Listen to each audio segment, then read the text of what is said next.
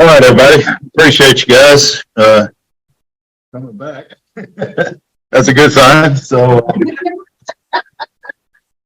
grateful to be here with you guys. We're gonna start off in the doctor's opinion. We've just taken a look at the forward to the first, second, third, and fourth edition. We looked at the general information. So now we're going to look at what the problem is. I always thought problems me, so that problems this, problems that. We're going to see very clearly that this is only part of our problem. It's not the main problem, but it's a big part of our problem. And when we come to Alcoholics Anonymous, we really don't know this. I did. So it says the doctor's opinion. Pay attention to that word opinion, because that's going to change. That's going to change to fact as we move through the sky. Hey, David, sorry to pause you. It's just cutting out in and out pretty bad. Well, Right there's good. Right there's perfect. Okay. Here we go. We of Alcoholics Anonymous believe that the reader, if I'm reading this in the first person, I definitely won't realize that this is talking about me. The reader will be interested in the evidence. Will be interested in the medical evidence of the plan of recovery described. We've already talked about this over and over in this book. So if I look at how this relation, and I take the word meta-analysis out of it because for me that doesn't really matter. I want to look at where the plan of recovery is described. For so long I said in meetings, thinking that that's where it's from. That it was described in fellowship. Didn't realize that it was described in the book. It says convincing testimony must surely come from medical means of experience, not just looking for knowledge. The experience. We get this great promise with the suffering of our members and have witnessed what we return as a promise. Only bodily health, mental health as well. Well-known doctor, chief physician at a nationally prominent hospital, specializing in alcoholic and drug addiction, gave Alcoholics Anonymous letter. Now, this is going to be one of two letters that he wrote. In those days, you couldn't just walk into somewhere and do a 12-step call. It was public. And it's heard to do it. So, in order to get into a facility to do a 12-step call, you had to have a doctor's letter. The doctor was going to put their name. I guarantee not in the 30s anybody had ever heard of this. But this is one of two letters that he gives Alcoholics Anonymous. He says, to whom it may concern. Now, if I'm reading this in the first person, it's me. You're reading this like he's talking to somebody else. I won't pay attention to that because this is his opinion. I have specialized in treatment of alcoholism for years. And 34, I attended a patient, been called a businessman, learning capacity. Doesn't matter. Disease doesn't care whether you're a competent businessman, how much money you earn. It doesn't care. Was an alcoholic of a type I had come to regard as hopeless. Now, in those days, you could come into his hospital and he would give you the best medical treatment of that day. They would hook you up with everything that was. He would kind of detox you, so to speak. He would put you out into a ward, into a room by yourself. You had 3 opportunities to do it. On the third time, if you came back and came back, he would regard you as hopeless. They would never come back to society. You ever seen anybody ever do before being shuffled around for wisdom once a day? They're never coming back. Once he regarded you as hopeless with family's consent, he would never come back. That's where the big was. Spiritual experience took place. Wanted to stop. So he says, Bill was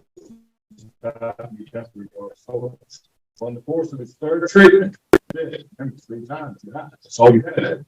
He acquired certain ideas in the possible means of recovery. Now, if you look at that key word, ideas, that's something we're going to pay a lot of attention to as we go through this. If that man had not had a spiritual experience, I guarantee he would not have an idea concerning possibly. I don't have ideas. Unless I have a spiritual experience, I just don't have ideas like that. So we know by this time he had the spiritual experience. As part of his real. See, everybody says all the time, you hear it. You have to carry the message, carry the message, carry the message. Here is telling me that's only a part of the real. It's not the full boat. Come to me. We do service for others. Practice with others. Remember, there's three. It's not just one. It's not just means at the time. It's just not bringing people all. So as part of his rehabilitation, he presented his conception. Other words, we're going to pay attention. The other alcoholics, impressing upon them that they must do likewise was still others. He would have never done it. This has become the basis of the rapidly growing fellowship. This man, look at this promise. This man and over 100 others appear to have recovered. They've recovered. Personally,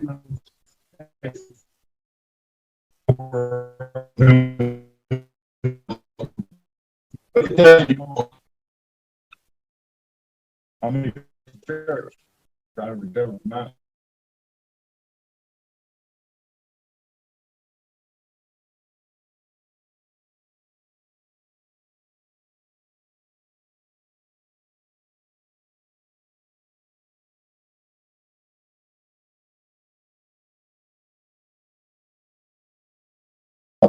The second fact is, in the course of the third treatment, he acquired certain ideas. And the third fact is that they impressed him. They must do likewise. He says this has become the basis of his So let's go over to the next page. Let's go down where he signed his name. Very truly, William D. Silkworth. Now, if you ever look at a first edition printing of his book, Alcoholics Anonymous, his name's not in there. He said, man, if this thing goes south, I call Age Wayne. My name's not here. They had become a national institution and it began to grow.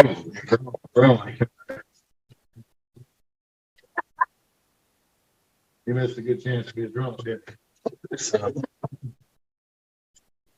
let's look at important part of this. If I look at it in the first person, the physician who had already quit, there it is again, has been kind enough to enlarge upon his views in the notice statement which follows. In this statement, he confirms what we who have suffered alcoholic torture, that should be a question for any of us, must believe that the body of the alcoholic is quite as abnormal as his mind. As I said earlier, I don't need to go to the doctor to read books to know if there's something wrong with my eye. I mean, I'm pretty convinced of it. There's no doubt. But if you tell me there's something wrong with my body, I can't get my mind. I mean, my body is as normal as my mind. Bullshit. I don't believe it. But what he's fixing to tell me here makes absolutely perfect sense.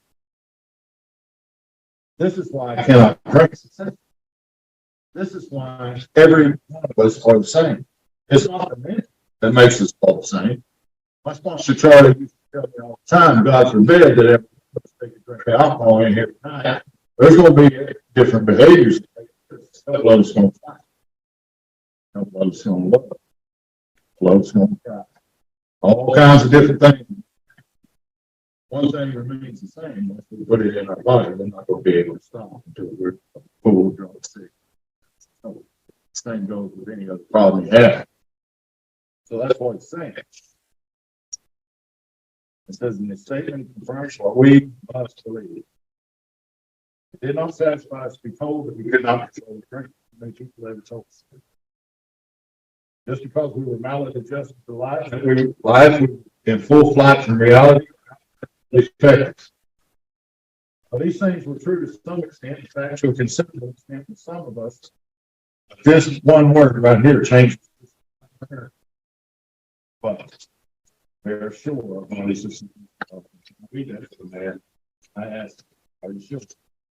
Absolutely sure. But your body said, by the examples that I'm about to give you, are you sure? I've got a daughter that lives over Broken Arrow, Oklahoma. She's bad, she's crazy. She's sweetheart, but she's crazy. She's maladjusted to life. She's in full flight from reality. She's an outright mental defect. She can drink alcohol. Ain't a damn thing wrong with her.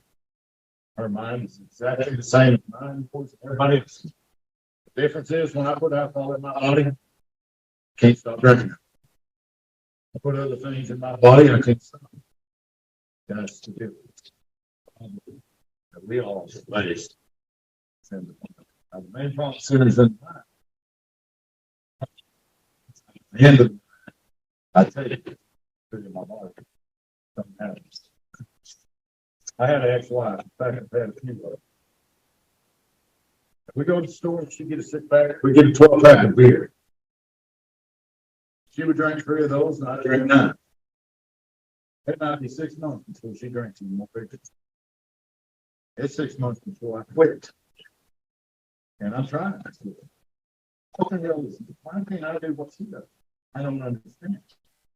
Well, this tells me we're sure that our bodies are sick as well. Hers wasn't sick in that place. I think. Anytime I put that in, it makes it the same. So, being full flight of reality, outright mental defect, I mean, that's exactly part of it for us. But we're not sure our bodies are sick.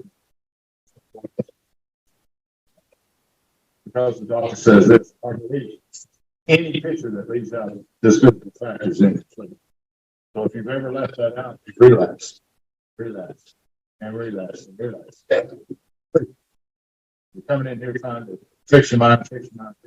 I don't want to take it because there's a lot going on there.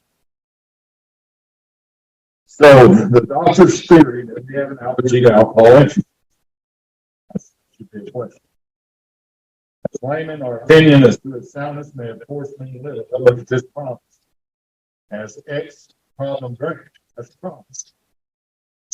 We can say that this explanation makes sense. It explains many things for which we cannot otherwise account. Then we work out our solution on the web as well as the alternate plan. We favor hospitalization of the alcoholic who is very jittery or befallen. More often than not, it is imperative that man's brain be clear for his. I used to take people that would come in the meetings without holding breath, set them down, and begin to try working through the steps. And move. And don't work. Or they'd have it. I began to work with them, and they'd read it. Do this, do that. I went back to T-Bone. Man, what's going on here? And he brought me back to this point in the book and said, David, it takes 72 hours for alcohol to exit the body after you quit drinking. He said, at that time, the mind's going to go crazy. He said, but you're fighting the obsession, not fighting the allergy, obsession. He said, when that man walks in with liquor, bring me, set it down, he's giving coffee, he do whatever he do. It is imperative that man's brain, before he's approached with this work, I think we don't approach him, give him. All right, everybody. Sorry about that. We'll continue on here. Let's go over to Roman numeral 27, XXBII. And we're going to take a look at where we're going to drop down there where he says, I say this after many years. Remember, this is his opinion. I say this after many years' experience as medical director of one of the oldest hospitals in the country treating alcoholic and drug addiction. There was therefore a sense of real satisfaction when I was asked to contribute a few words on a subject which is covered in such masterly detail. Look at these key words in these pages. Now notice how he says we. Somehow between I and we, now he's got the support of other doctors. He didn't have that up to this point. So whatever that time lapse was, I don't know. But now he's going to start talking about we. He no longer uses I. We doctors have realized for a long time that some form of moral psychology was of urgent importance to alcoholics. Here was a little man who had helped over 40,000 alcoholics in his lifetime to recover. He was the first man to ever find out what was wrong with us physically. I don't think that had ever been discovered in all of the years of man, ever since man first crushed grapes. Even King Solomon in the Great Holy Bible, if you read about him, he was the wisest man in the world. But one of the things he said, they asked him the question, and he said, I don't know why the grapes sting it so much. And so we've been stung pretty hard at times, you know. He knew that it was a good idea to stay away from it. He just didn't know why. So this was the first man to ever realize that God had give this to. So he said its application presented difficulties beyond our conception with our, notice that, our, it's not I anymore. Ultra-modern standards, our, he's not talking singular anymore. Scientific approach to everything. We are perhaps not well equipped to apply the powers of good that lie outside our synthetic knowledge. So let's take a look over at the next page, and we'll drop down to the bottom paragraph. And there again, because of time, is the way that we have to do this. We're going to take a look at where it says on page 28, Roman numeral 28, men and women drink essentially because they like the effect produced by alcohol. I told T-Bone I don't believe that. He says it doesn't matter if you believe it or not. It's the truth. You believe a lot of lies. This ain't no different. And I said, I love the taste of bourbon whiskey. And I love the taste of cold beer.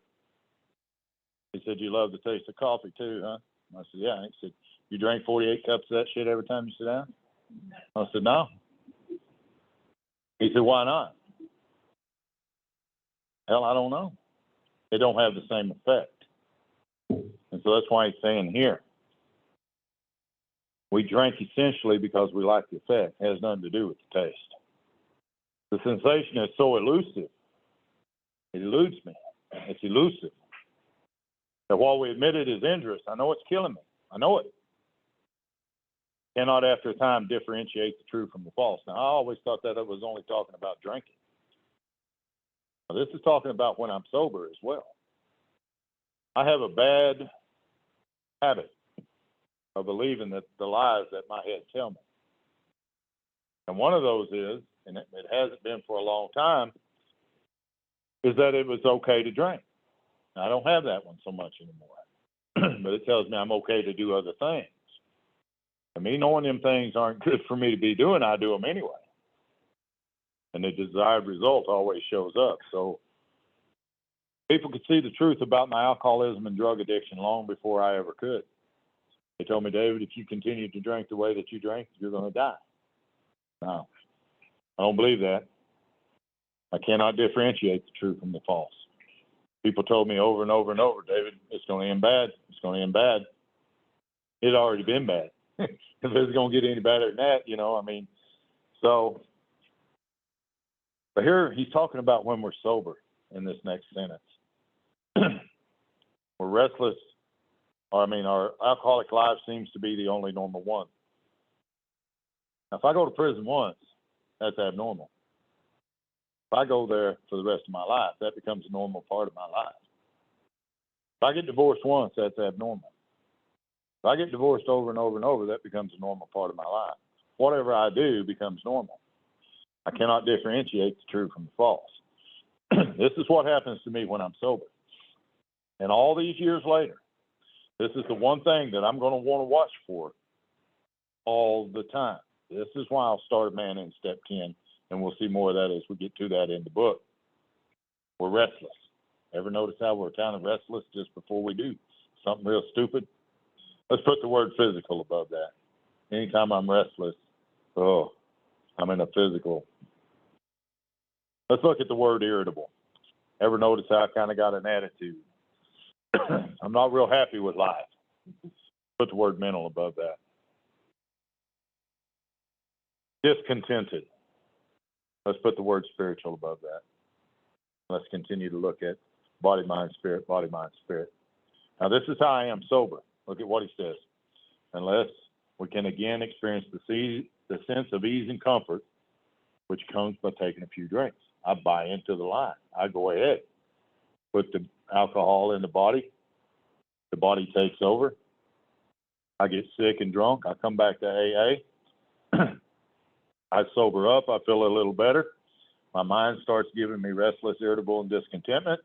All of a sudden, when I was so anxious to hear everything you had to say, now I can't hardly stand to hear anybody talk about anything. And I'm just irritable, and I'm restless, unless I can drink again. Now, notice what he says here, and this is important for all of us, but especially for the new person. Whether you be an addict, whether you be an alcoholic, whatever you may be, please, if you don't take anything else from that, take this. Drinks which we see others taking with impunity. After we succumb to the desire again, after we go ahead and buy into that lie, we don't want to hurt no more in the head. So we go ahead and drink. We succumb to that desire. And so many do. Then the phenomenon of craving develops. Not before. See, my problem was after I sat in here for 30 days, I thought I was craving. I'm craving a drink. I'm craving a drug. He's saying no. From what T-Bone told me, no. You're fighting the obsession, David. You're not fighting the allergy. And he brought me back to this point in the book again. After they succumb to the desire again, and so many do, and the phenomenon of craving develops, then we pass through the well-known stages of the spree. Anybody relate to that? But then we get sobered up for a minute and with a firm resolution. Or we go through the well-known stages of a spree, emerging remorseful. Anybody familiar with that? With a firm resolution not to drink or drug again, whatever it may be. Anybody identify with that? The doctor says this is repeated over and over, and unless this person, in my case, David, can experience an entire psychic change, which we know today to be a spiritual awakening, look at this promise. There's very little hope of my recovery. I will die. There's no doubt. I will die from this. But look what happens once this spiritual awakening has taken place. On the other hand, and as strange as this may seem to those who do not understand, my daughter, my mom, my ex-wives, once the psychic change has occurred, this awakening, the very same person, David, who seemed doomed, he only seemed that way. It wasn't that way. Remember, we suffer from a seemingly hopeless state of mind. The very same person who seemed doomed, who had so many problems he ever despaired of solving them, suddenly, that's what a spiritual awakening is. Suddenly, just like that, finds himself easily able to control his desire for alcohol. I could never do that. Never. But there is a condition, and here it is. The only effort necessary being required to follow a few simple rules, which we're going to look at as the rest of the steps, is outlined in this book. If I don't do that, at some point my mind is going to return, and it's going to convince me that it's going to be okay to do whatever it is I do, and I'm going to buy into that lie because I can't differentiate the true from the false. I'm restless, irritable, and discontent. I'm going to buy into the lie. I'm going to put it in my body, and when I do, it's going to demand more of the same, and it's going to be repeated over and over and over and over. That's just the way it is. I don't have any control over that. So, bottom paragraph. I do not hold with those who believe that alcoholism is entirely a problem of mental control. How many times have we ever heard that from people? It's all in your mind. You could quit if you wanted to. I had my family tell me that I don't know how many times. I had police officers tell me that. David, you could just quit if you would just put your mind to it. You've done anything you've ever wanted to. I mean, my God, look at all the places you robbed and got away with before you got caught, you know? It's like, you can stop. But the doctor says, no, I do not believe that alcoholism is entirely a problem of mental control. It's in the body as well, and I don't know this. I've had many men who had, for example, worked a period of months on some problem or business deal, which was to be settled on a certain date favorable to them. They took a drink, not a bunch of drinks, not a few drinks. They took a drink a day or so prior to that date. Then, not before, after they took the drink, the phenomenon of craving at once become paramount to all other interests. T-Bone told me, you're not fighting the craving, you're fighting the obsession when you're sober. You're restless, irritable, and discontent. You're fighting. And I thought I was craving that whole time. I'm not craving a drink. I'm praying for the wrong thing to be removed. Please remove the craving. Please remove the craving. The craving never occurs unless we put it in our body. Then, as we've read all the way down that page, then the phenomenon of craving at once becomes paramount to all other interests. It's good information to know. Next page. So the important point was not met. But look at this. See, these men were not drinking to escape.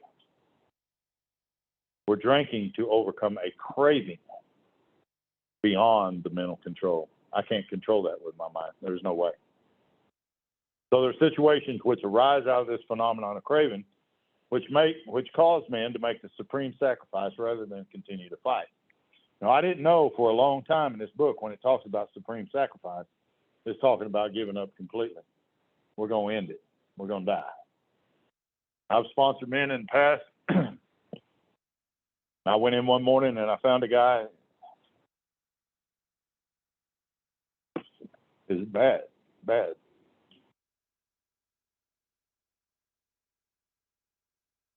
We die.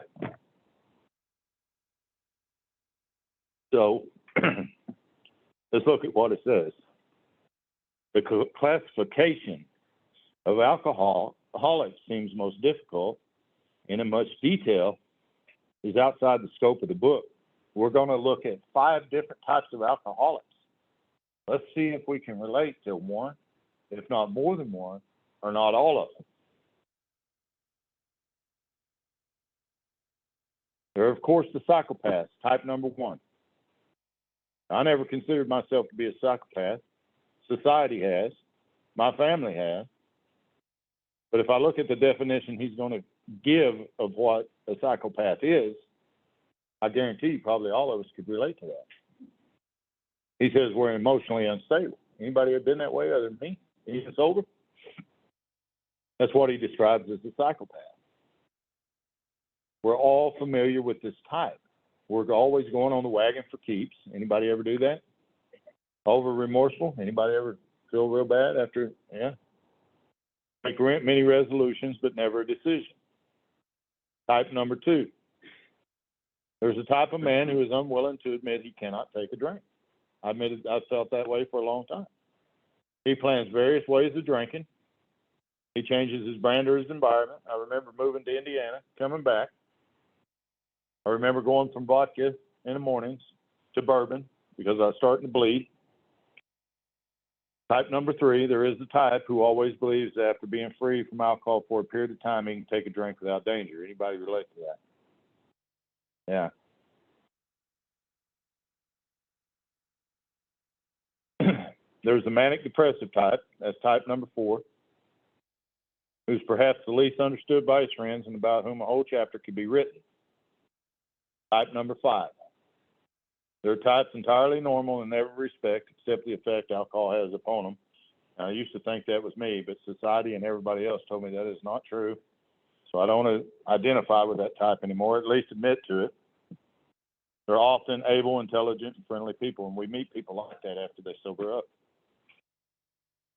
Key paragraph right here. All of these and many others have one symptom in common, not a bunch. This, as I talked about my daughter earlier, she had all of these things going on with her mentally, same as we do. But physically, she could drink all she wanted. I've seen that happen with my mother and other people. It's not the mental part of this that makes us the same. It's the physical. All of this and many others have one symptom in common. They cannot start. Keyword right there. Start drinking without developing the phenomenon of craving. It doesn't come before, it comes after. This phenomenon, as we have suggested, may be the manifestation of an allergy which differentiates these people and sets them apart as a distinct entity. It has never been by any treatment which we are permanently eradicated. The only relief we have to suggest is entire abstinence. And that's where I drew the line. It's like, no. Entire abstinence. Well, they felt the same way. It says this immediately precipitates us into a seething cauldron of debate. And if you ever look up that word seething or cauldron, it's like a boiling pot. It's just a boiling pot of something. And that's kind of how it is, you know. Much has been written, pro and con, but among physicians, the general opinion seems to be that most chronic alcoholics are doomed. What's the solution? I mean, you're telling me I'm going to die. What's the solution? And I love how he always answers it by an experience. He doesn't come off with some kind of medical knowledge.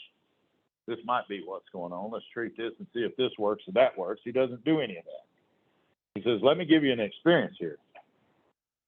And we're going to look at the man called Hank P., who wrote chapter 10 in this book. This is him that we're talking about here.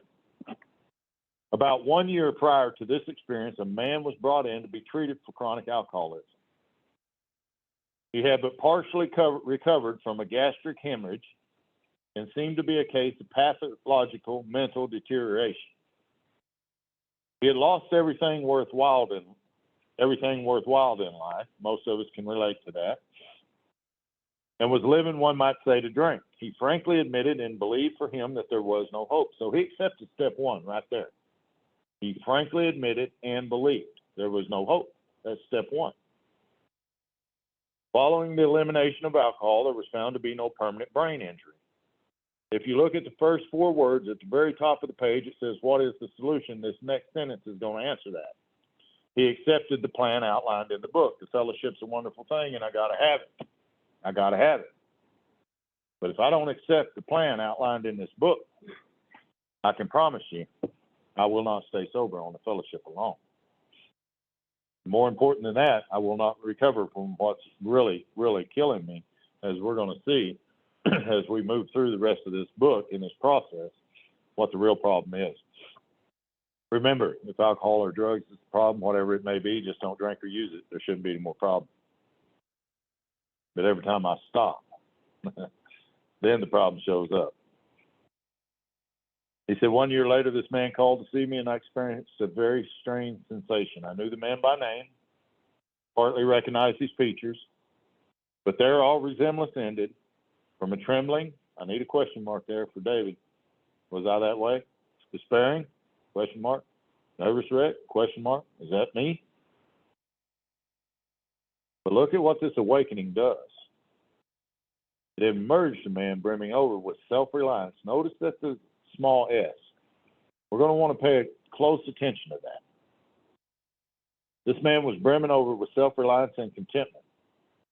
I talked with him for some time, but was not able to bring myself to feel that I had known him before. To me, he was a stranger, and so he left. A long time has passed with no return to alcohol. There's the promise. When I need a mental uplift, often think of another case brought in by a physician prominent in New York. The patient had made his own diagnosis. And deciding his situation hopeless, he had hid out in a deserted barn, determined to die. He was rescued by a searching party in desperate condition. I need to ask myself, is that how I am or was when I came to Alcoholics Anonymous? Am I still that way today without this power? Following his physical rehabilitation, he had a talk with me in which he frankly stated he thought, key word, just because I think it doesn't mean that's the way it is. We're going to see a lot about that thinking as we move on. He thought the treatment was a waste of effort unless I could assure him, which no one ever had in the past, in the future, that he would have the willpower. See, here's the problem. We want to know about the willpower to resist the impulse to drink. I don't have the power of will. I lost that. So his problem was so complex. His depression so great. Anybody ever feel like that when we sober up? That we felt, key word, his only hope would be through what we then called moral psychology. Today we call it spiritual experience. And we doubted if even that would have any effect. Here's the problem. I've got a body that can't process alcohol or whatever else it may be. And I got a mind that cannot process reality. I'm trapped and I can't get out. Mind leads me to drink. The body won't let me quit until I get so sick and drunk and in all kinds of trouble. And once I quit, the mind comes back. It convinces me it's okay to take a drink. I take a drink, and here we go again. So when the first step says we admitted we were powerless over alcohol, that our lives had become unmanageable, that's not a two-part step. That's three. If you look at that, we were powerless over alcohol. We're powerless for two reasons. Once I put it in my body, I cannot quit. And once I take it out of my body, I cannot stay quit because my mind comes back and always convinces me that it's okay to do it again. I'm powerless for two reasons. My life is unmanageable because I've lost power. Three parts there. And I didn't know that. I'd argue with everybody about that. No, that's not true. It's not true. People can convince me in a very unique way that, by God, it was true. And so it has been ever since. So, however, Roman numeral 32, last page in the doctor's opinion. He did become sold on the ideas, keyword, contained, here it is again, in the book. And I think from this alcoholic here at least, until I become sold on the ideas contained in the book, this next sentence didn't happen to me. He's not had a drink for a great many years. I see him now and then. He's the finest specimen of manhood as one could wish to meet. I earnestly advise every alcoholic to read this book through, and though perhaps he came to scope, he may remain to pray. William D. Silkworth, MD. So, very, very good chapter when I was finally able to read and understand what it was saying.